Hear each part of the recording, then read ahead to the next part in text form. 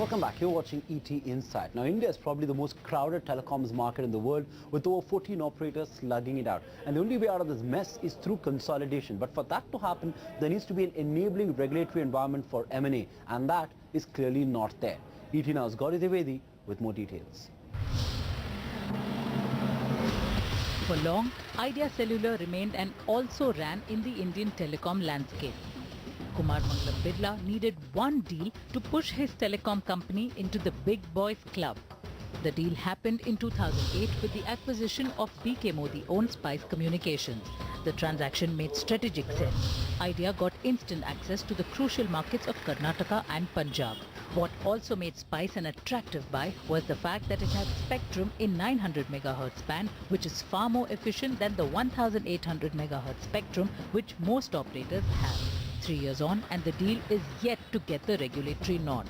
That's because after the buyout, Idea had overlapping permits in 6 regions. The company wrote over 20 letters to the government seeking clarity on what to do with the overlapping licenses. DOT never responded. And then one fine day, Babus at Sanchar Bhavan woke up to the fact that the deal violated M&A guidelines and slapped a show-cause notice. The matter is now in the court. I think that we need a clear direction from DOT. We've been writing to them since the time of the merger, asking for clarity on what they want us to do. And, we are very open to any option that they recommend. If they want us to surrender license, we've kept that license in a virtual escrow. We haven't used that so-called excess license, and we are very happy to surrender that. The Idea Spice deal happened in 2008. There hasn't been another merger since. Not because the telecom czars in India were short of cash, but because telecom M&As in India has been a victim of inconsistent and ambiguous policy which has traditionally been dictated by a fear that M&A could lead to concentration of market share. We have an artificial constraint in mergers and acquisitions saying that, oh, if you merge two, then spectrum can be only this much. That's what I meant by cap, artificial cap. The very reason for a merger is only going to be spectrum. So if you put artificial limits on that, it's not going to happen. You've got a very live merger and acquisition rule today, but still mergers are not happening. Why? Because spectrum policy is flawed. The guidelines that are in play right now date back to 2008. There is a 3-year lock-in for sale of any promoter equity. No M&A can happen if it results in less than 4 operators in any service area. The market share of a merged entity cannot exceed 40%. Crossover holdings have to be capped at 10%. No spectrum cap on the merged entity. A year later, these guidelines were reviewed by the TRAI, which prescribes very stiff norms for M&A. Let's pick it up one by one. The TRAI reduced the market share cap to 30%. So, Company A and Company B cannot merge if the combined market share exceeds 30%, both in terms of revenues and subscribers. So that essentially rules out the possibility of a merger involving big boys like Bharti Airtel and Vodafone SR, as they already have over 25% market share in multiple circles. While the entire GSM lobby was up in arms over this recommendation, the rival CDMA camp saw logic. Nobody should have more than 30% of the market. That's my way of doing it. Because you see, if once you have too much consolidation, there will be 3 operators. Then you and me will have to pay 2 rupees per call. Here we are paying 20 paisa, 30 paisa, 40 paisa call.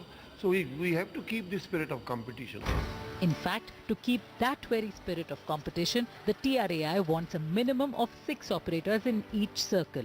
And so any merger is invalid if it results in less than 6 operators in any of the 22 service areas. Even the telecom minister, who is currently reviewing the TRAI recommendations, agrees on this one. Now that may not be such a big stumbling block considering we currently have 12 to 14 operators. But there are other hurdles. The TRAI wants to impose a cap on the quantum of spectrum that a merged entity can hold. So Company A cannot merge with Company B if post-merger they hold GSM spectrum in excess of 14.4 MHz.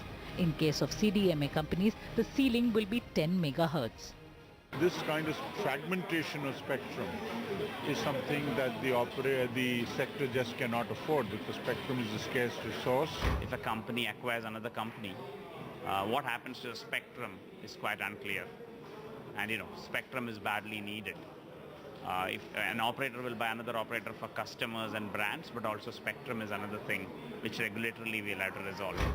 UBS in fact believes that these norms make it impossible for any meaningful consolidation to happen in the telecom sector. Even HSBC observes that the TRAI recommendations make consolidation an expensive proposition. While that's the predominant view of the analyst community, CDMA operators disagree.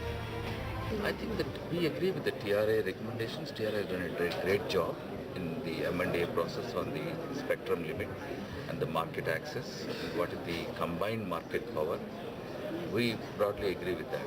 The combined ARPU, the combined AGR, the combined market access in terms of the total subscriber base is the right way to go. Apart from the spectrum cap, there is one more cap that analysts believe is flawed, the cross-holding cap. Currently, any promoter company cannot hold more than 10% equity in two telcos operating in the same service area. The TRAI norms are now being examined as part of a comprehensive review of telecom policy. The industry is waiting with bated breath. No country in the world can have the capacity to absorb 14, and I think the deliberations which are happening and the contours which have been given by the minister very clearly address this issue.